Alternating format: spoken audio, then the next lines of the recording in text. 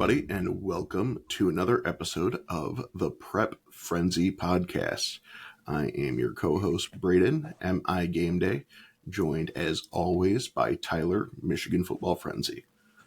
Today we are going to be covering our game of the week last week, Saline and Rockford, as well as going through some of the notable results in week one.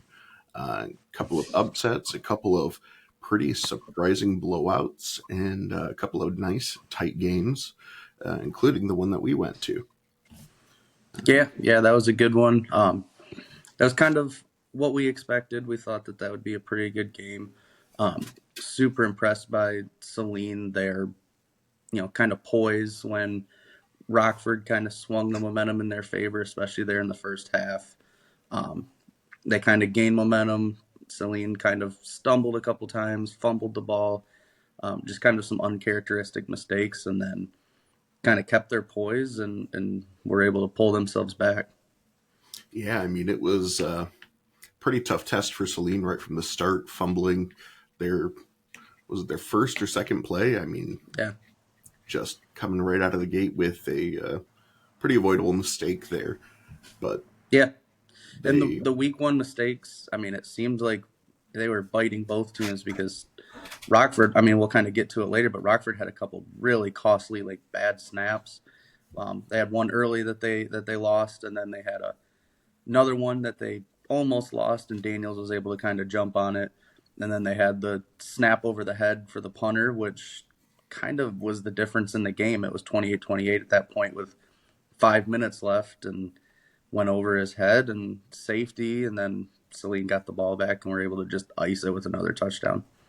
Yeah, that one, that was tough because really it was just both teams had been moving the ball pretty well in the first half, and Rockford comes out and they're looking really strong to start the third quarter, and after that snap, they really took themselves out of the game with that one.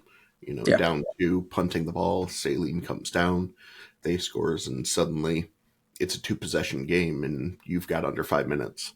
It's a pretty big swing for them there. Yeah, huge. And Rockford had a couple other things here and there. Before that punt, they had been running the ball really well, and for some reason they went 3 and out, just throwing it 3 straight times. I thought that was really a weird decision. I mean, they had been rolling on the ground. It was tied at that point. They didn't need to force anything or run anything, and it ended up costing them. So pretty weird mistake by Rockford, but that kind of bit them.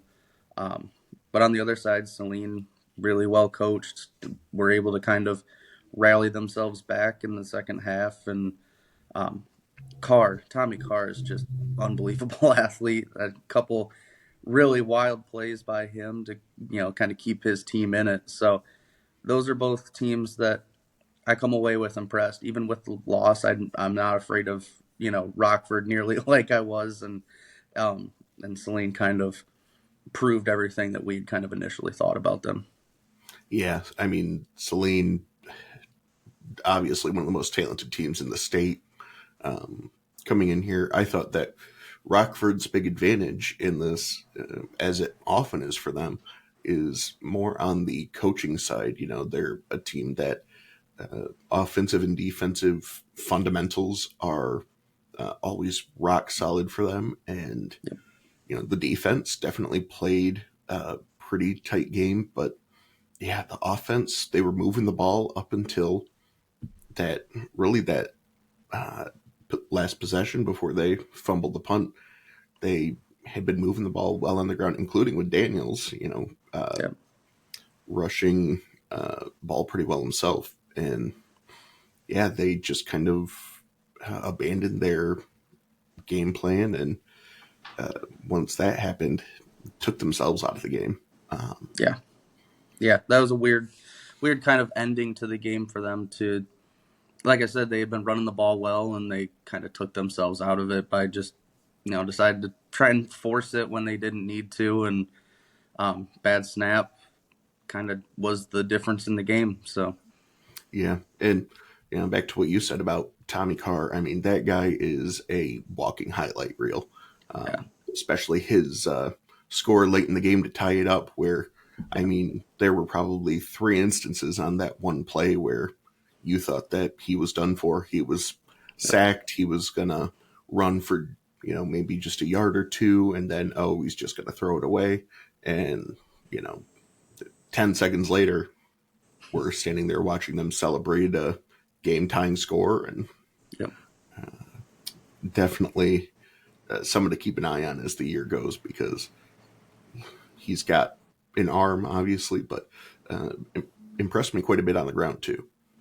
Yeah, that was much different than what we saw from him last year when we saw him against Belleville in the playoffs. I mean, he, was able to maneuver within the pocket, but to see him kind of get out and stride out a couple times and actually do real damage with his feet was an encouraging development for him. So, Yeah, well, let's jump over to our next game, which, sorry to our listeners, I broke my promise, was not able to make it to the Armada Marine City game.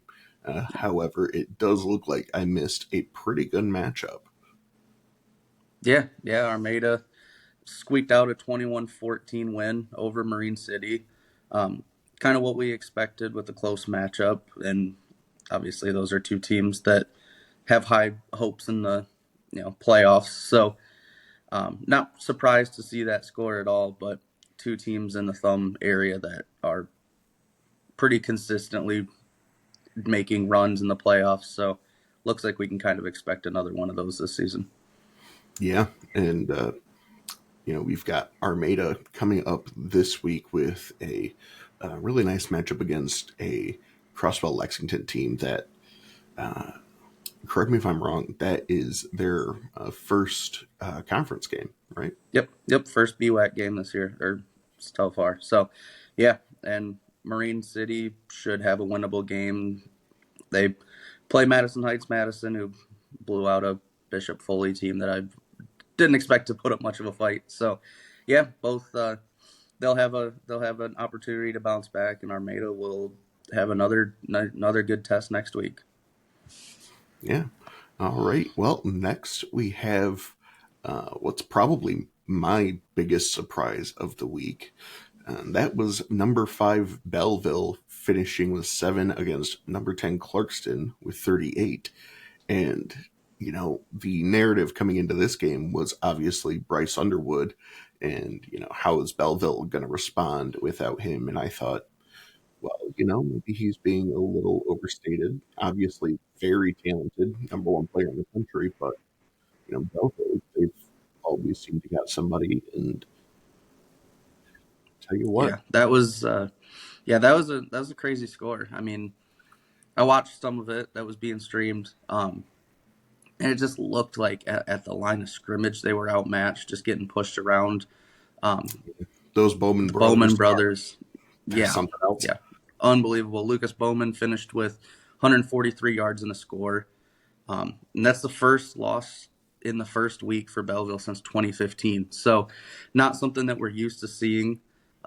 They'll have an opportunity to kind of bounce back next week against Forts, and I expect them to kind of clean up a lot of the issues that we saw. But man, for just the outright physicality, it looks like Clarkston was just the better team, especially up front. Yeah, definitely. And, Clarkston, 38 points. Say what you will about Belleville losing Bryce Underwood. He didn't play defense. No, And they definitely didn't seem to be able to slow down that ground game from Clarkston. nope, didn't have an answer. So they'll get another crack at be showing kind of who they really are because they play Harper Woods this week. So lots of anticipation on that one. Yeah. Well, next we have number 9 Hudsonville taking down number 21 Byron Center, 27-21. I don't know about you, but this one went about how I expected. A couple of teams that were both state finalists a year ago coming in, a lot of talent, but both with something to prove today. They really, I think, had about as good of a game as either of them can hope. Byron Center obviously would love to take a win away from this, but coming in and playing a really tight game against Hudsonville is, about as good as you can do in week one without getting the win. Yeah, yeah. No, I fully expect both of these teams to be really solid the rest of the week. I think this was just a high level matchup between two really good teams. And now they'll kind of move on. Hudsonville is going to play East Lansing, which has been a good game, but East Lansing got blown out. So it's a pretty good chance that Hudsonville kind of keeps their winning ways. And then Byron Center doesn't get any easier for them. They've got to play against East Kentwood this week. So that's gonna be a big game for them because starting out 0-2 is not the way they want to start off. I know it's two good opponents, but I don't think they want to see that. No. All right. Next, we got number 12 Mona Shores 20 against number 13 Grand Blanc with 35. Yeah, second year in a row opening up against each other. Now they split the series.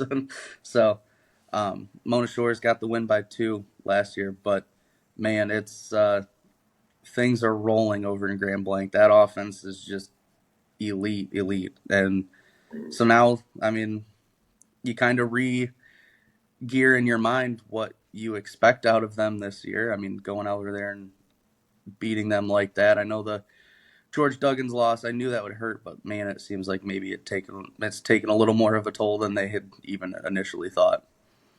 Yeah, I gotta say it surprised me. I'm pretty high on this Grand Blanc team, but boy, you would really hope to see just a little bit more fight out of Mona Shores. Yep. Yeah, it's going to be interesting to see what they do this week because they match up against River Rouge this week, and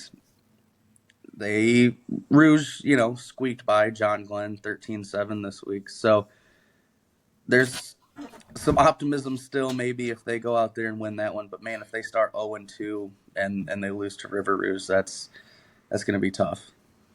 Yeah, that's a game that's definitely lost a bit of its luster from the preseason.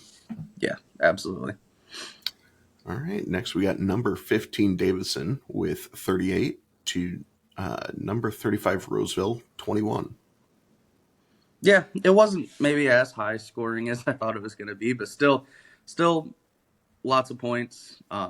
Good win over a really good D2 team. I know that doesn't always help them points wise, playoff points wise, but I mean, anytime that you can match up against a team like Roseville and go out there, do what you're supposed to do, and beat them a little bit handedly. I mean, that's really good. I had Roseville number 6 in my D2 rankings, and I don't think I'll punish them too much for this loss. I mean, I know it's not super close, but man, I think Davison's just a juggernaut. I saw some of the highlights, and looks like Jackson Dosh just did what he does against them. He was doing it on the ground. He was doing it through the air. He just kind of showed them a little bit of everything. So, yeah, Jackson Dosh and that Davison squad, they're going to be a real buzzsaw this season, I feel. Yeah. And I agree with you on Roseville. It's hard to punish them for honestly doing about what we would have expected against a top level team like Davison. Yep, definitely. So now all the attention kind of turns for Davison to their week 2 matchup against De La Salle. That's gonna be a big one. I fully expect that one to be a hell of a lot closer than this one was. And for Roseville, they've got a chance to bounce back against a bigger school again, D1. They play Anchor Bay this week, which I don't think they fear them by any means. So. Yeah, I think both of these teams still should have pretty high hopes for themselves. All right. Next, we got number 20 Dexter beating number 38 Brayden 50-27. This is another one that kind of surprised me. I, not surprised to see Dexter win. Definitely surprised to see him hang 50 on Brayden, especially to only 27 from them. I thought that we saw a high scoring game here, it would be, closer to a 1-score game with both teams just lighting up the scoreboard, but not quite the case. No, nope. Dexter kind of showed that they're here and they're for real. Um, they've been kind of teetering on that, for a while, but I think this was a huge step in the right direction to beat a KLAA team, that's favored to, make some noise. I mean, especially in that West, I had thought that they were going to be the, crossover for the winner of the other side, but maybe I maybe I have to kind of reevaluate that. So, um, we'll know more in a couple weeks out of Dexter. They play Saline in a couple weeks, so that could be telling as well. For sure. That's definitely a matchup to keep an eye on with both of these teams facing a marquee opponent early Yep. and kind of taking a step back, preparing for that big matchup. Yeah. So now for Brighton, you've got to come away and go 3-0 the next 3 weeks. They've got Canton, Novi, and Heartland the next 3 weeks. Those are all games that you should win. They've got to go out there and clean some things up and go 3-0 over the next 3 weeks. Definitely can't spend too much time licking their wounds there. No. All right, next we got number 22 Granville in a tight win against number 30 Muskegon, winning 44-40. Yeah, there's your points. There's your up and down the field. Um, Yeah, what I took away obviously, from this is like Granville, really really good, but Muskegon really good as well. For them to come out and put up 40 is good. Their quarterback Lamar Bradford must be for real. I haven't seen too much of him actually play in person, but I wasn't so sure what their offense would look like. I think they're back to more of their traditional offense after kind of a year off last year. So I'm really impressed by actually both of these teams, but especially Granville. yeah, I definitely want to give credit to Muskegon after a pretty down year for them last year, seeing them come out and compete with just a very solid Granville team here. Yep. And obviously, we got to give our kudos here to Jaden Tank Terry. Uh, I mean, 273 with 3 touchdowns, just an unbelievable night. Yep. It's hard to find a better performance, especially in week one. Uh, Guy just proving that he is elite. Yeah. No, he is 100% elite. He is he's as good as they come in the state of Michigan and really anywhere. But now that is on the Muskegon side. They've been scheduling marquee opponents in week one for a while now, but that's 3 straight week one losses. Now you've got to start wondering if maybe we start scheduling the tune-up game in week one like De La Salle did with Hamtramck and stuff like that, because this has to be frustrating for them. They expect fully to win these elite matchups. They expect to be there, and that's 3 straight years now that they've kind of taken a back seat to an elite team. Yeah, and clearly, if something's not working, you got to find something to change. Yeah, absolutely. All right, next we got Utica Eisenhower with 32 to Riverview's 16. Yeah, that's kind of what I expected here was Ike to kind of control the game, but I expected Riverview to put up a little bit of a fight. I mean, holding a D1 team to around 30 points and getting on the board a couple times, that's about all you can ask. They aren't built to make these huge comebacks. So if you get down a couple scores, Riverview is going to have a tough time coming back. But playing up from D3, props to scheduling them. But both of them will kind of have a couple weeks of easier games to kind of polish themselves up. So about what I expected, but I expect a lot out of Ike this year. Yeah, kudos to Riverview. Scheduling up, like you said, definitely adopting a philosophy of you got to play the best to be the best. Yep. And, these past few years, it's definitely been working for them. Yeah. Yep. Take a shot at a big school like that, and you see where you stack up pretty quickly. Yeah. Next, we got what's becoming a classic week one matchup here. Number 31 Goodrich against number 47 Frankenmuth. Goodrich taking them down 17-14. Yeah, fifth straight season meeting in week one. Would have been six, but got canceled during COVID. But not surprised this game was close. This is just what we kind of expect out of this matchup now every year in week one. Um, Two legendary coaches and Martin, and I like Martin a ton. He has done a really good job with that program. Um, I know it wasn't what they wanted last year, kind of ending the way that they did against Notre Dame Prep in the state finals, but looks like they've kind of come back and put their stamp on their season and said, "Hey, we're gonna be good again." So, Yeah, always fun to see this matchup. Like you said, 5 straight years, and these are two teams that just seem to perennially be top levels in their division. yep, So, yeah, it's gonna be another year of having them deep in the playoffs again.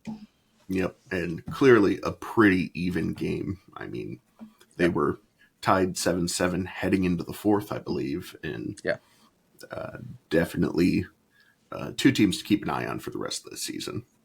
yep, 100%. All right. Some other notable games that we have. One here that I was pretty pleasantly surprised with was number 6 Dakota, finishing with 14 against Brother Rice with 10. This is one that we previewed, and I said that even if Brother Rice could just compete with them and hang tight, then I think that that's a pretty good omen for their season, and that's exactly what they did. Everyone is familiar with how great Brother Rice was. Definitely been a down few years for them, but the sport of football is better in Michigan when Brother Rice is good. They're just one of those teams that they they're known for football across the state. They're one of the most storied programs in the state, and if we could see them come in and compete with a top 10 team like Dakota, definitely bodes well for their season. Yeah, yeah, that was a big one. Um, it shows that young core that Aaron Marshall has there is really really stepping up. Yeah, to hold Dakota to 14. I mean, that's super impressive. That's a team that is used to kind of scoring at will at times. Um, so yeah, they're probably, like we said earlier, they're probably that year or two away from taking that actual step up. Um, but yeah, they're right there. So both teams are physical. Both teams, I would not be surprised, make the postseason. And yeah, I mean, even Brother Rice, I think, could make some noise. Oh yeah, I would love to see them back in the playoffs and Me too. building themselves back up into that legendary program we know. Yep. All right, next we got number 26 Lake Orion getting taken down by Northville 14-13. Yeah, another prep kickoff classic game. Um, Not super shocked that this game was close, but fun to have a KLAA versus OAA game. Um, Second year in a row that they took each other on here in the week one. So um, both of these teams should still feel pretty good about their season. They both play in tough conferences, though. It's going to be a grind for the next 8 weeks until the postseason. But um, yeah, I think they're going to be. I think both should be pretty solid. Lake Orion's going to be challenged next week against Stony Creek. I think that game's going to be big for them. And then Northville kind of eases into KLAA play against Plymouth. So lots of room to grow for both of those teams. Doesn't look like they went put up elite offensive numbers, but I still have pretty high hopes for both of these teams. Yeah, definitely. Both teams that we really should expect this level of play out of. So, Yep. good defensive battle there. Low scoring, not always an indicator of the offense. Sometimes you just have a couple of really well coached defenses. Yep. And 100%. next, we got another pretty surprising outcome. That was Hudson 44, Fowler 8. Yeah, that was weird. I did not think that Fowler would get just embarrassed. I mean, that's pretty crazy. That's bodes really well for Hudson. Last year, this game was, pretty close, and both teams were pretty good in the postseason. But Hudson, used to making deep runs. They were, in state finals a couple years ago. They are a legit powerhouse in the lower divisions. They bounce between D8 and D7. But as for Fowler, that's going to be interesting. They still got a few, you know, they got some almost buys the next couple weeks, but maybe they're not. Maybe they're not what I thought they were. But to end the season, they've got PW, Ithaca, and McBain. I think we'll know a lot there. So Yeah, for sure. And yeah, speaking of PW, we got North Muskegon with 6 versus Pewamo Westphalia with 35. yeah, third straight season meeting in week 1. They are constantly close games. The last few meetings was won by 1 point, 3 points, and then 1 point.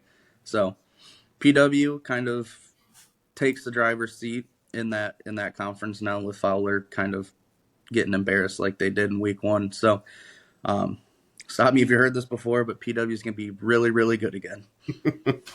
Yeah, definitely a team that we're going to be talking about the rest of the season. They're just year in, year out, a really solid team. Fun to watch. Physical is, just about anybody in the state. Yeah, they play tough football over there, and we got a chance to see it last year. They're really talented. They're talented not only in the offense and defensive line as they usually are, but their skill positions are just as good as anybody in those lower divisions. Definitely. All right, next we got number 16 DeWitt with 21 versus Haslett with 3. This is one that the outcome itself didn't surprise me, but man, when is the last time we saw DeWitt score only 21 points? Yeah. Yeah, they're used to having the Larners, kind of run up and down the field on teams. That was surprising to see them be held to 21 in week 1. I know, and obviously still a great win for them. Haslett, a tough team, but yeah, it's even without the Larner Bros. We're seeing that DeWitt's here to compete. They're definitely deserving of their ranking. Yeah. Just funny to see that they only score 21, and we're almost surprised that they only beat a team 21-3. Yeah, it's a really good team. I think Haslett's Mm-hmm. still going to be really good. Shows they're still a little bit behind, kind of the elite teams in their division, but I fully expect in their conference that they will fare just fine. Yeah. Now we got Portage Northern with a goose egg against number 3 Orchard Lake St. Mary with 41. Yeah, 41-0 blowout. I think this just says more about Orchard Lake St. Mary's than it does Portage Northern. I think Portage Northern is going to be fine, but for Orchard Lake St. Mary's to go out there and just dominate just shows that they are the number 1 team in D2. They're a top 3 team probably in the state, regardless of division. That just they kind of proved that they are who they say they are. So they'll get to take on Toledo St. John's Jesuit next week. So huge opportunity for them to kind of kick off their conference with a bang.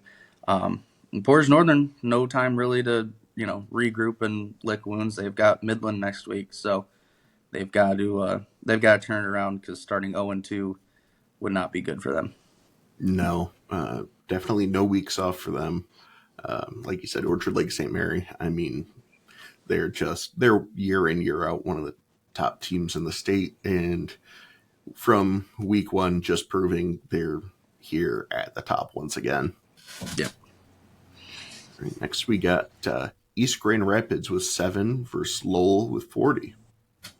Yeah, not a good showing by East Grand Rapids. I was pretty surprised by this. I was actually at the Lowell EGR game a couple of years ago, and it was the opposite way. EGR just completely dominated Lowell in all three phases, really. But yeah, this is kind of a statement by Lowell. I think this kind of puts them as maybe the favorite in the River Cities. Um, and EGR, who's kind of controlled this series lately, they've got South Christian next week, which is not not a fun way to have to start kind of building momentum. So Yep, definitely. Lowell, just an absolutely dominant win, setting them up well to kick off the season. And they've got, a pretty winnable game next week against Matawan. yep. So should be interesting to see how the season carries out for them because, I mean, you're right. They look like the team to beat in the River City Alliance right now. Yeah, I would not be shocked to see them win it at all. All right. Next, we got Forest Hills Northern 28 versus Kenowa Hills with 31. Yeah, good win for them. That's a team that I'm just kind of high on. I like what they're doing. I think they're well coached. They have skill position talent like crazy. Mm-hmm. Um, and a lot of people were higher on Forest Hills Northern than they were last year. Um, but man, Kanawha Hills kind of proved it. This week they've got another chance to prove it against Paw Paw next week. Who's coming off a loss to Big Rapids that was kind of disappointing, and they're not going to want to start 0-2, so they're gonna put up a fight, but it's going to be interesting. And Forest Hills Northern is going to have a confident Jenison team coming to them who won 28-8 over Kalamazoo Central. So no time for either one of them to kind of stop and think. This is going to be a grind for the next couple weeks. Yeah, for sure. And like you said, Pawpaw coming off that loss. Pawpaw, not a team we're used to seeing, start the season off with a loss. Yep. Should be a pretty interesting game next week. Yeah, for sure. Next, we have Whitehall 14, number 34, Hudsonville Unity Christian 55. Really, I think that this is just Unity right here proving it's more of the same for them. Last Yep. year, just an absolutely terrifying offense week in, week out, and kicking off the season against a really good Whitehall team with 55 points on the board is quite a statement. Yeah.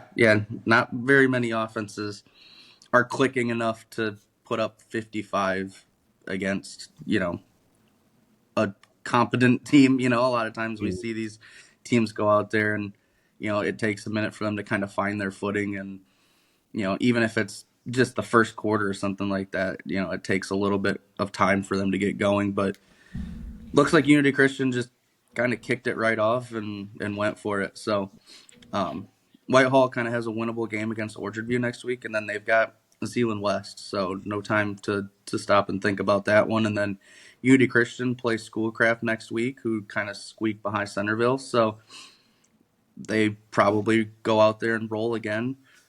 They probably won't be tested for the next few weeks. They play Forest Hill Central in week 5 and then Zeeland West in week 6.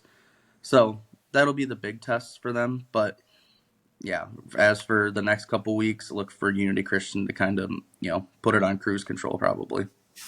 Yeah, for sure. Definitely want to put a pin in that Zeeland West game. Yeah. We'd like to see Forest Hill Central put up a bit more of a fight than they did last season, but Yep. If Unity Christian's going to be playing like this once again, they're just a terrifying team to match up against. Yeah. No, they execute that offense as well as anyone. It's the same thing we talk about with Zeeland West. When they're executing that T at the high level that they do, it's no fun to try and stop for 4 quarters. Yeah. Next, we got Gladwin with 26 versus my beloved Flat Rock team with 43. Yeah. You're a Flat Rock guy, man.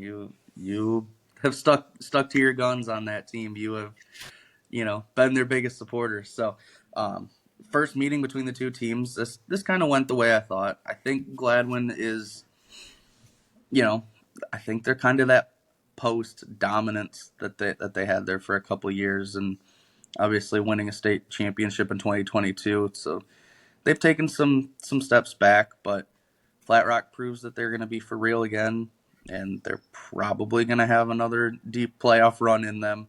So this is kind of more of the same out of the Rams. Yeah, Gladwin definitely still a solid team when we expect to see in the postseason. Yep.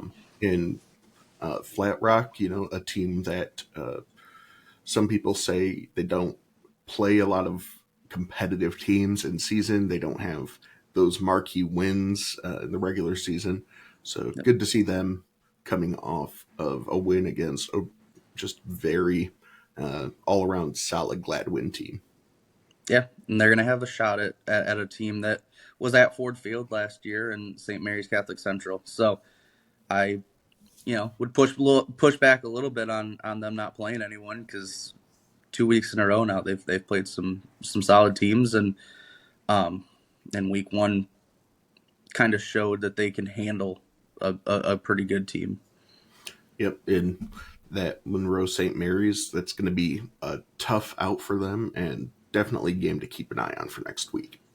Yeah, and Gladwin's going to be tested over the next couple weeks too. They've got Spring Lake, Ogama Heights, Clare, and Standard Sterling over the next couple weeks. So Yeah, um, they're going to have to sharpen up a lot of things if they want to. Yeah, I mean, if they even want to win half of those games, I mean, they would be probably pretty thrilled with that, to be honest. yeah, definitely not an easy run for them. No. Next, we got Marquette with 22 versus Nagani with 30. Classic UP battle, and one that honestly I was a little surprised to see Marquette lose this. Yeah, yeah, we kind of talked about this a little bit in our last episode. Um, Marquette has kind of been teetering on there. I mean, I think it hurts them that they play up in one of those bigger divisions, but Nagani, no matter what division they're playing in, always seems to find a way to be really competitive. And yeah, even playing up a couple divisions, which they don't get to do very often up there. A lot of times they're playing down because there's so many small schools up there. It's hard to find some of the bigger schools to play Mm, them. So, yeah, great win for them. So they've got a couple winnable games over the next couple weeks, and yeah, I think that is going to bode well for them the rest of the season. for sure. Yeah, a couple of teams that, like you said, in the UP, it can be kind of hard to gauge them sometimes. So Yeah. always nice to see a good, strong matchup early in the season where we can kind of get a barometer on these guys. Yeah. Yep. They're gonna have to they have to break that bubble, for us to see who they really are. So Marquette's gonna come down and play Alpena, so I think that'll kind of give us another good test for them. Um, Yeah, Alpena LP. gave Boyne City a run for their money this week, so that was kind of surprising. So maybe we'll get a little more data on them. Maybe in a couple weeks, maybe Goose Poop will have a better gauge on where they really are. Yeah, looking forward to see some of his numbers start to come out. Yeah, me too. All right. Next, we got some of Friday's games, starting with number 2 Detroit Catholic Central taking down Chippewa Valley, 41-7. Yeah, not a huge surprise here, but good tune-up game for DCC. Um, I'm used to seeing them, kind of put up performances like this against some inferior opponents. So, all gearing up for Toledo Central Catholic next week, who we'll talk about in a minute in their game against Cass Tech. But yeah, don't sleep on that game at all. That could be a huge one in that conference. Yeah, for sure. Yeah, and as you alluded, number 1 Cass Tech taking down Toledo Central Catholic, 28-27. Definitely a great win for Cass Tech here. Toledo, but obviously not ranked in our Michigan rankings, but a really solid team nonetheless. Pretty disappointing start to the season for them, but Yeah, for Cass Tech, a tight win. Definitely a little bit lucky to pull that one out at the end, but a win is a win. And when you're a team as good as Cass Tech with a target on your back, sometimes that's all you need. Yeah, yeah. Central Catholic was up in this game 27-7, and Cass Tech kind of had to put a couple drives together and claw their way back into this one. And Toledo Central Catholic actually still had a shot at pulling off the win. Missed a 45-yard field goal just right as time expired. So that's going to be, those are both going to be teams that still have state championships on their mind either way. Um, and I mean, I think there was like 20 something D1 prospects in that matchup. So just a ridiculous flood of talent. So um, as we mentioned, Central Catholic's got Detroit Catholic Central next week. That's going to be a marquee matchup. And then Cass Tech takes on Granville. Second year in a row that they kind of go over to the west side and play one of those elite OK Red teams. We saw them even in their state championship year lose to Rockford last year. So we'll see if they can take what they learned and go apply it to a Granville team that's going to want to ground and pound. Yeah, going to be a fun matchup there. Two of the top teams in the state, especially when you get that team traveling from Detroit to the Grand Rapids area. Should Yeah. be a fun matchup. Yeah, that one's going to be fun. All right, next we got Grand Rapids West Catholic with 21 against Grand Rapids Northview, our 49th ranked team, 32. Yeah. West Catholic kind of controlled the game for quite a while. And it kind of took a huge fourth quarter by Northview. But I think that is another display of really good coaching. Um, Huge respect to them and their program for what they're building over there. But to keep those kids' head in it, and kind of grind it out when they weren't playing at their best. Looks like the Hudsonville quarterback, Brayden Jefferson, kind of just came in, got comfortable. He went 16 to 27 with 250 passing yards and 3 touchdowns. That's pretty impressive for a first start. So I like to see what they got going on. I think West Catholic will still, I think they're going to be fine. They're going to bounce back. They got Coopersville next week. I think that's a good team to kind of put a statement on, and Northview gets Vicksburg at home. So both of those teams will probably, you know, bounce back all right. But yeah, super impressive win for Northview. Yeah, very solid win for them. West Catholic, a team that they didn't come into the season ranked, but they're definitely one to watch and honestly one to keep an eye on as the season goes. Yeah, for sure. Righty. Next, we got Niles 28 versus St. Joseph 18. Yeah, D4 state finalists kind of, you know, puts their name on the map as far as I mean they're actually playing up into D3 this year.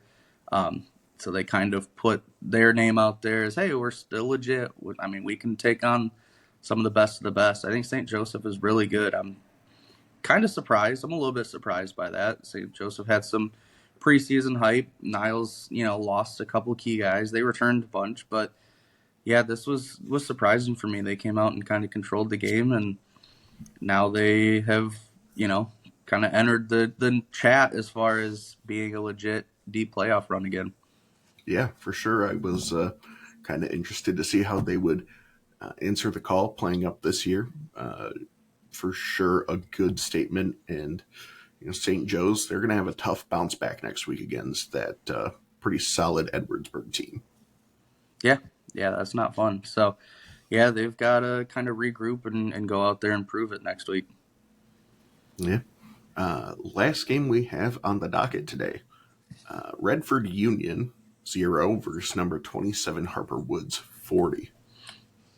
Yeah, dominant. I don't know what I expect out of this game. I thought it would be a little closer, but um, I mean, I think the Rushlow to Grant connection is just going to be too strong this year for a lot of these teams. They're going to have their work cut out next week against Clarkston, who has showed that they can play with the elite, players, especially at the skill positions and up front. So not shocked at all by this, but man, Harper Woods that's an impressive win to come out and just absolutely dominate RU like that. Yeah, I mean, Redford Union, a tough opponent, but frankly, a 40-0 win against just about anybody is going to look impressive. Yeah, yeah, that's a really Definitely good going to win. be one to watch. Yeah, that Yep, 100%. Harper Woods Clarkston game looking like a much bigger matchup following that week one. Yeah, yeah, those are two teams with some D1 talent on their rosters. So, yeah, that should be a really fun one. All right. With our game recaps out of the way, let's take a look at some of our biggest movers that we're expecting in the polls this week. Yeah, yeah, I'll start off with one, kind of obvious. Number 5, Belleville. I'm guessing they're probably going to get punished pretty harshly for their kind of blowout loss to Clarkston. They just looked out of sorts. They got pushed around. They didn't just take control of the game like we're used to Belleville seeing, and I just don't think that bodes well for them. But on the other side, I think Clarkston's going to shoot up. I mean, they were at number 10, um, showed off an elite offense. I mean, that defensive line was getting good push, getting good pressure. That's a really impressive week one. Definitely. Yeah, Belleville, very disappointing start for their season. And Clarkston, they're one of a handful of teams that should be vying for that number one spot in the state after this week one. Yep, I think so. Next, we got number 13, Grand Blanc, showing off just some elite offense, showing that they're a team to watch out for this season, and another one that we should see jump up from number 13 at the very least into the top 10, if not into the top 5. Yeah, yeah, that was really impressive. They're just so fast outside, and you know, having your third year quarterback like Jake Morrow, I just think that spells really good things for them. Yeah, I think that they kind of proved that they're a top 10 team. And yeah, I wouldn't be surprised if they move up even more in these rankings. Yeah, we got number 20, Dexter. We talked about their win over Brayden. Brayden, obviously a solid team, but putting up 50 on a team like that is just, I mean, it's something to hang your hat on. Yeah, Proving yeah, that, that's scary. yeah, yep, definitely proving themselves there. Should expect to see them take quite a jump. Obviously, they were at 20th, a really solid team, but should definitely be climbing those rankings and Yeah, some good opportunities in these coming weeks, especially against Saline here to prove that, hey, maybe they're even a top 10, top 5 caliber team. yeah, yeah. And on the other side, I think Brighton could tumble. They're at number 38, but you just can't go out there at home and give up 50 like that. That's I think the pollsters don't like seeing, a 50 burger on them, and my guess is they're probably going to take a little bit of a fall. Yeah, for sure, not a great performance there, and not something that is going to earn you a ton of love in the polls. We No, also, and it doesn't get easier for them in the KLAA, so they're going to have to step it up pretty quick. yep, and then taking a look over at Granville, definitely a team that we should see jump up. They beat an unranked Muskegon team, but a Muskegon team that is loaded front to back with talent, and Yeah, definitely one we expected to be better this year. And I think that this Granville team just showed that they're picking up from right where they left off last year. yeah. That ground attack is just elite. I mean, that is what it is. It's hard to stop, especially like I said, kind of in the last episode. That kind of offense travels well, and it does well when the weather sucks, and I think that's what they're kind of geared towards. And for them to do this in August, I think that spells really good things for them in November. For sure. definitely a great ground attack there. I think we should start calling them Groundville, personally. That's good. I like that. Uh, Next, we got Hudsonville Unity Christian, a team that's got to take a pretty big jump in the polls this week, just blowing out Whitehall, who, again, a solid team, not ranked, but one that we were all keeping an eye on. Uh, Putting up 55 points in week one, just fresh out of the gate. It's only up from here, Yep. frankly. Like, your team's just going to keep getting better. So if you're starting out with a performance like that, definitely hard to do anything but just rocket up the polls. Yeah. Yeah. And it's funny because I kind of struggled in the preseason on where to put them. It's not one of the D1 or D2 powerhouses, but they just seem to be difficult to stop at all levels. So I was maybe a little unsure of them being ranked, 34th, but after this week, it kind of solidified my mind. Oh yeah, no, they're at least a top 30 team, and I think they'll probably climb higher, especially in our poll. I think they're gonna get a lot of love for that. For sure. And next we got number 49 Grand Rapids Northview, who had that huge comeback win over West Catholic. We should definitely see a little bit more respect on their ranking after that. Um, don't expect to see them left off of anyone's polls after this week. No, and they were another one that I wasn't sure what to do with. We had never seen them have the season that they had last year, going 9-0 like that, and you can't punish them too much for going undefeated and then having to travel to the eventual state runner-up. I mean, that's kind of unfair to them, but at the same time, it was a matter of, can they do it again? Can they kind of prove themselves again? And I kind of was wait and see on them. This week was going to tell me a lot, and for them to go out there and grit out a win against West Catholic, that kind of tells me everything I need to know. It seems like Braylon Jefferson is going to be the answer for them at quarterback. Seems like that returning talent is, making that jump that we expected out of them. So, Mm.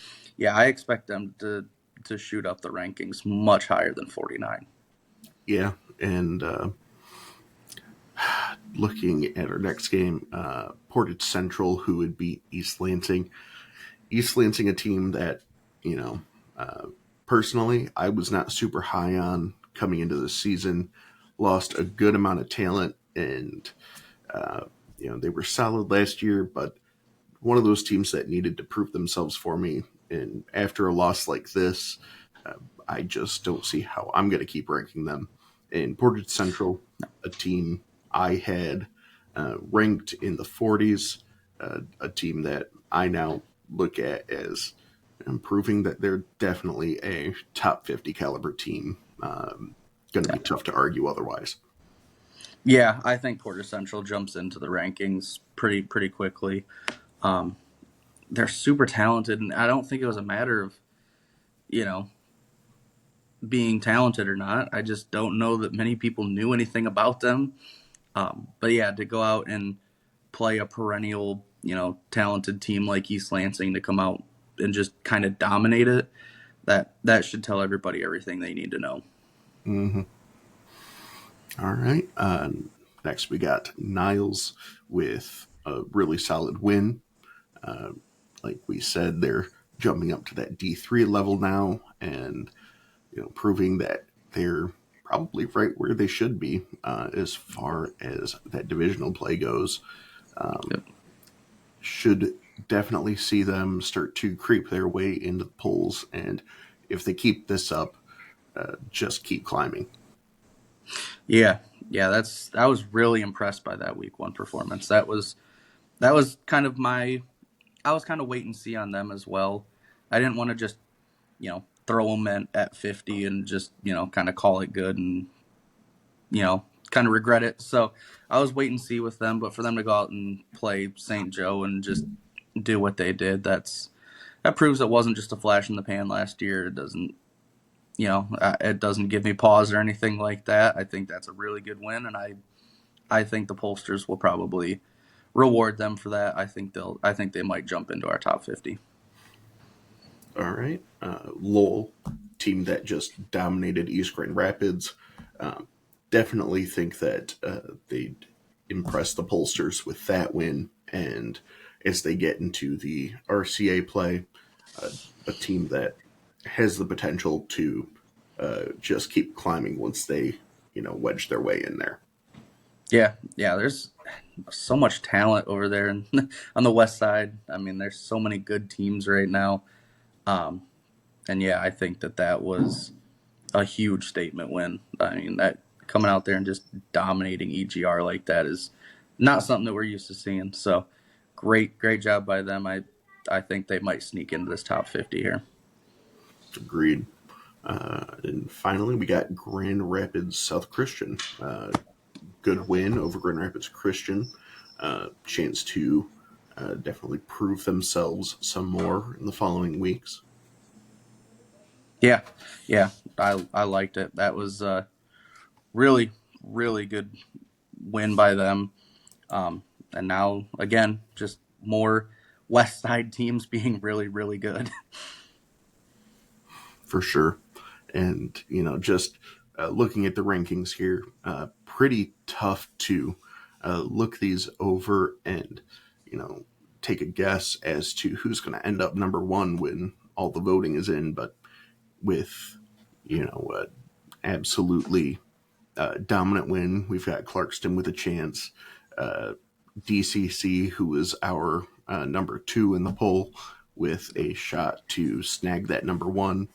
Or we could definitely see Cass Tech stay up there with a tight win, but still a really solid win over that TCC team. And Yeah, obviously, yeah. I think that it's not. I think it's in question maybe a little more than it was. I mean, maybe not.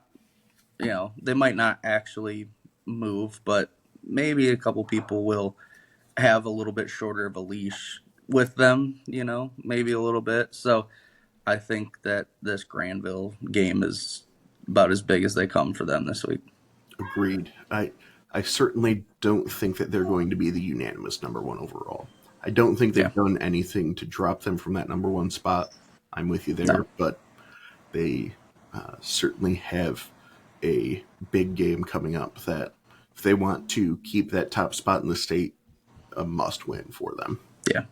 Gotta go for it. All right. Well, that's all we have for you guys today.